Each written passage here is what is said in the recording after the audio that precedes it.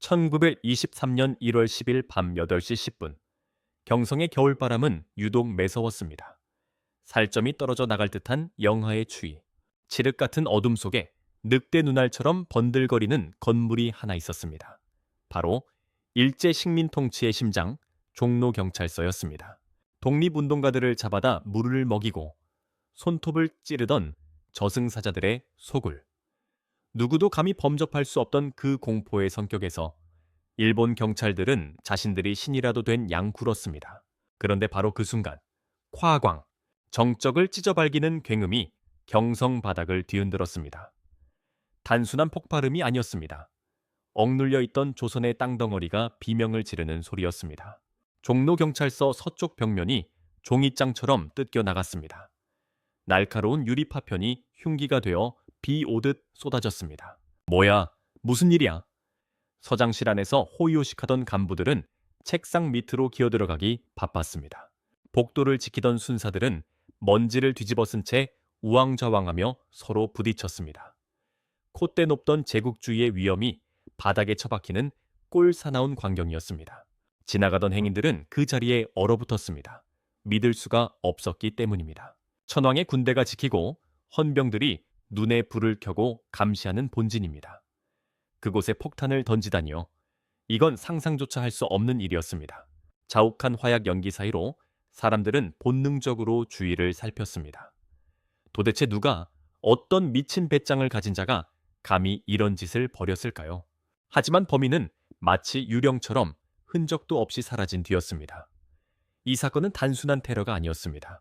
겉으로는 웃는 척 조선인들을 회유하려던 일제의 뺨을 정면으로 후려갈긴 사건이었습니다. 아직 조선은 죽지 않았다. 폭탄 한 발이 던진 메시지는 명확했습니다. 경찰 수뇌부는 발칵 뒤집혔습니다. 자존심의 치명상을 입은 그들은 즉시 비상소집 명령을 내렸습니다. 쥐새끼 한 마리도 놓치지 마라. 잡아서 갈기갈기 찢어 죽여야 한다. 경성의 모든 골목, 여관, 기차역에 헌병과 경찰이 깔렸습니다. 하지만 그들은 몰랐습니다. 자신들이 쫓고 있는 남자가 쥐새끼가 아니라 건드려서는 안 될 호랑이였다는 사실을 말입니다. 그는 훗날 전설이 될 일대철천의 전투, 그 주인공이었습니다. 어둠 속으로 사라진 남자. 그는 과연 누구였을까요? 왜 자신의 안락한 삶을 버리고 스스로 지옥불에 뛰어든 걸까요? 놀라지 마십시오. 범인의 정체는 동대문에서 아주 잘 나가는 벤처 기업 사장님 김상옥이었습니다. 그의 이력은 정말 특이합니다. 가난한 집안에서 자수성가한 그는 영덕 철물점이라는 가게를 운영했습니다. 말이 좋아 철물점이지, 지금으로 치면 대기업 부럽지 않은 혁신적인 회사였습니다.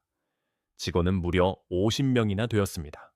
직접 개발한 말총 모자는 전국적인 히트를 쳤고 농기구와 스케이트날까지 직접 제작해서 팔았습니다. 그야말로 돈을 갈퀴로 긁어모으던 시절이었습니다. 상상해 보십시오.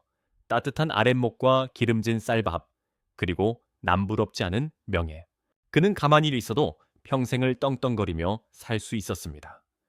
일제에 적당히 고개 숙이고 세금만 잘 냈다면 아마 조선 최고의 갑부로 이름을 날렸을지도 모릅니다. 그런데 1979년 3월 1일, 운명의 그날이 인생을 송두리째 뒤집습니다. 탑골공원에서 터져나온 만세의 함성 속에서 김상옥은 끔찍한 광경을 목격합니다. 태극기를 흔들던 어린 여학생을 일본 헌병이 군홧발로 짓밟고 칼로 찌르는 지옥 같은 장면이었습니다. 그 순간 성공한 사업가 김상국의 눈동자가 흔들렸습니다. 피가 거꾸로 솟는다는 게 어떤 느낌인지 뼈저리게 느꼈을 겁니다. 나라가 없는데 돈이 무슨 소용이고 성공이 무슨 의미가 있단 말인가. 그날 밤 그는 장부를 덮었습니다. 내 손에는 계상이 대신 무기가 들려야 한다고 결심했습니다. 그는 가게 수익금을 몽땅 털어 독립운동 자금으로 댔습니다. 직접 비밀 결사를 조직해 지하신문을 찍어냈습니다. 편안한 사장님 의자를 박차고 나와 언제 죽을지 모르는 가시밭길로 제 발로 걸어 들어간 겁니다. 주변에서는 다들 미쳤다고 말렸습니다. 왜 그 좋은 인생을 버리고 사서 고생을 하냐고요. 하지만 그의 가슴 속에는 이미 꺼지지 않는 불덩이가 삼켜져 있었습니다. 결국 그는 상해 임시정부로 망명해 의열단의 핵심 멤버가 됩니다. 철물점 김 사장이 아니라 경성 피스톨 김산곡으로 다시 태어난 것입니다. 1922년 겨울, 그가 다시 조선 땅을 밟았을 때 그의 품에는 최신형 권총 4자루와 폭탄이 숨겨져 있었습니다. 목표는 단 하나, 조선 총독 사이토 마코토의 심장을 뚫어버리는 것. 하지만 거사를 앞두고 일제의 포위망이 좁혀져 왔습니다. 종로경찰서 폭탄 투척은 시작에 불과했습니다. 이제부터 펼쳐질 이야기는 쫓고 쫓기는 숨막히는 추격전, 그리고 인간의 한계를 넘어선 전투입니다. 폭탄을 던지고 사라진 김상옥. 일제 경찰은 자존심이 상할 대로 상했습니다. 현상금은 천정부지로 치솟았고 밀정들이 눈에 핏발을 세우고 거리를 누볐습니다. 그런데 김상곡은 어디에 있었을까요? 놀랍게도 범행 현장에서 불과 얼마 떨어지지 않은 후암동, 당시 지명으로 삼판통에 있는 매부의 집에 숨어 있었습니다.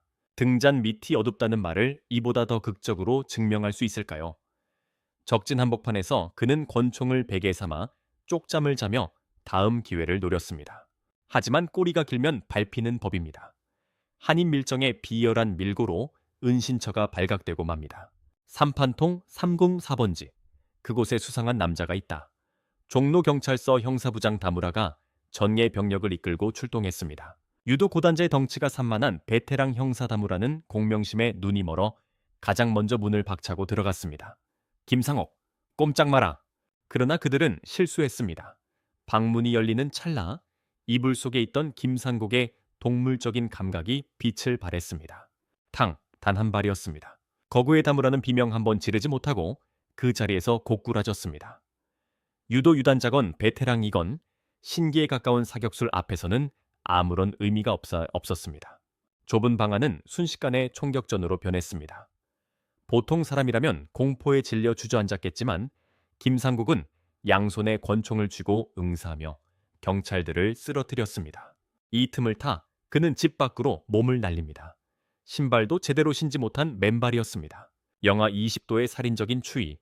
그는 망설임 없이 눈 덮인 남산을 향해 달렸습니다. 발바닥은 얼음장 같은 눈 위에서 찢겨 나가갔고 하얀 눈 위에는 붉은 핏자국이 선명했습니다. 하지만 추격하던 경찰들은 감히 접근하지 못했습니다. 뒤돌아 쏘는 그의 총알이 백발백중으로 꽂혔기 때문입니다. 그는 남산을 넘어 금호동의 사찰 안장사로 숨어들었습니다.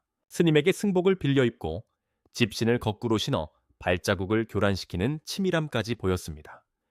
경성 한복판에서 포위망을 뚫고 맨발로 탈출하다니 일본 경찰 수뇌부는 경악했습니다.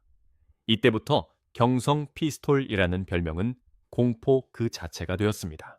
하지만 슬프게도 그에게 남은 시간은 많지 않았습니다. 일제는 자존심을 걸고 가용할 수 있는 모든 병력을 총동원하기 시작했으니까요. 이제 전설적인 최후의 결전이 다가오고 있었습니다. 운명의 1월 22일 동이특이도 전인 새벽 5시였습니다.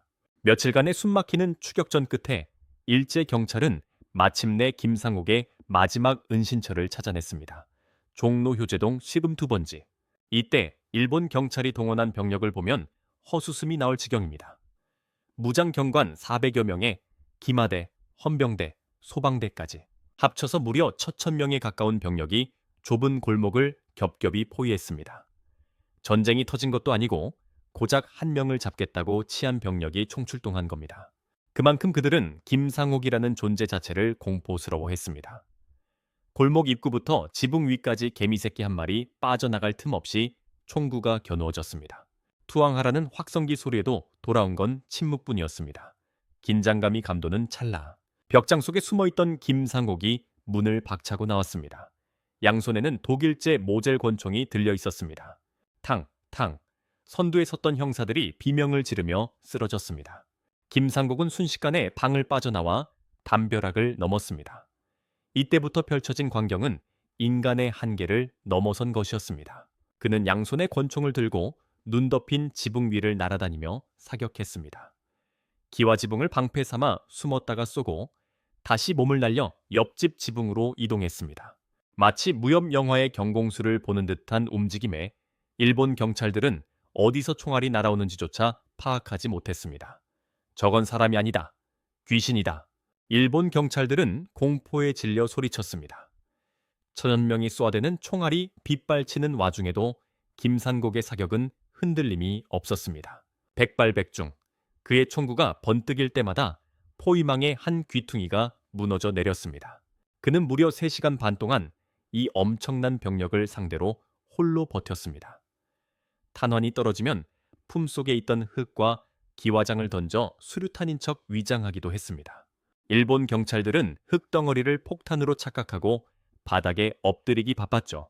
하지만 중과부적이었습니다. 가지고 있던 탄환은 바닥을 드러냈고 그의 몸도 이미 벌집처럼 상처투성이었습니다. 허벅지와 발목, 어깨에 총상을 입어 더 이상 지붕을 뛰어넘을 힘조차 남아있지 않았습니다. 피로 물든 눈 덮인 지붕, 거친 숨을 몰아쉬는 김상국은 막다른 골목의 한 민가 담벼락에 몸을 기댔습니다. 사방에서 조여오는 일본 경찰들의 발소리가 들려왔습니다. 이제 정말 끝이 보이고 있었습니다. 그의 권총에는 딱 한 발의 총알이 남아 있었습니다. 그는 늘 입버릇처럼 말해왔습니다. 나의 몸은 탄환이 닿으면 자결할 뿐 결코 외놈들의 포로가 되어 능욕당하지 않겠다. 철천명의 적들도 그 순간만큼은 숨을 죽였습니다. 압도적인 무력 앞에서도 굴복하지 않는 한 인간의 위대함에 압도되었기 때문일까요?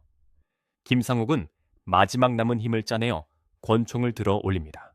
그 총구는 적들이 아닌 자신의 머리를 향하고 있었습니다. 적들의 발소리가 코앞까지 다가온 그 순간, 그는 흐릿해지는 의식을 붙잡고 조국의 하늘을 올려다보았습니다. 그리고 온 힘을 다해 외쳤습니다. 대한독립만세, 탕! 외마디 총성과 함께 경성을 뒤흔들었던 영궁은 34세의 짧고 뜨거웠던 생을 마감했습니다. 그가 쓰러진 뒤에도 일본 경찰들은 섣불리 다가가지 못했습니다. 혹시라도 다시 일어나 총을 쏠까 두려웠던 겁니다. 한참이 지나서야 그가 숨을 거둔 것을 확인한 경찰들은 죽은 자에게 확인 사격을 가하며 화풀이를 했습니다. 참으로 비열하고 졸렬한 모습이었습니다. 김상옥이 순국한 뒤 시신을 거만하던 의사는 뒷걸음질 쳤습니다. 이건 말도 안 돼. 그의 몸에 난 총상만 무려 11군데였습니다. 발목, 무릎, 허벅지, 팔, 어깨에 성한 곳이 없었습니다. 의사는 고개를 저었습니다. 의학적으로라면 진작에 쇼크사했거나 기절했어야 할 몸 상태였기 때문입니다. 그런데 이 몸을 이끌고 영하의 날씨에 지붕을 뛰어넘으며 3시간 반 동안 천천명과 싸웠다고요? 도대체 무엇이 그를 끝까지 서 있게 만들었을까요? 아마도 빼앗긴 나라를 되찾겠다는, 내 가족과 이웃이 외놈들의 발 아래 짓밟히지 않는 세상을 만들겠다는 초인적인 정신력이 육체의 고통을 지배했을 겁니다. 그의 희생은 결코 헛되지 않았습니다. 당시 경성의 조선인들은 큰 충격을 받았습니다. 보았는가? 우리에게도 저런 영웅이 있다. 패배감에 젖어있던 조선의 민중들은 다시금 주먹을 불끈 쥐었습니다. 일제는 장래 행렬이 대규모 시위로 번질까 두려워 가족들에게 시신을 급히 넘기고 감시했습니다. 죽은 김상국이 산 일본 경찰 철천명보다 더 무서웠던 겁니다. 오늘날 우리는 영화 밀정의 김장옥, 암살의 하와이 피스톨 같은 캐릭터를 보며 열광합니다. 그 멋진 캐릭터들의 실제 모델이 바로 김상욱입니다. 하지만 영화 속 액션보다 더 영화 같았던 것은 그의 실제 삶이었습니다. 일대철천, 숫자로는 패배했을지 모릅니다. 하지만 역사라는 거대한 승부처에서 승리자는 명백히 김상욱이었습니다. 그가 던진 폭탄은 건물을 부쉈지만 그가 남긴 정신은 식민지 조선의 패배주의를 부숴버렸으니까요. 지금 여러분이 서 있는 종로거리, 그리고 대학로 마로니에 공원, 바로 그곳이 당시 치열했던 효제동 전투의 현장입니다.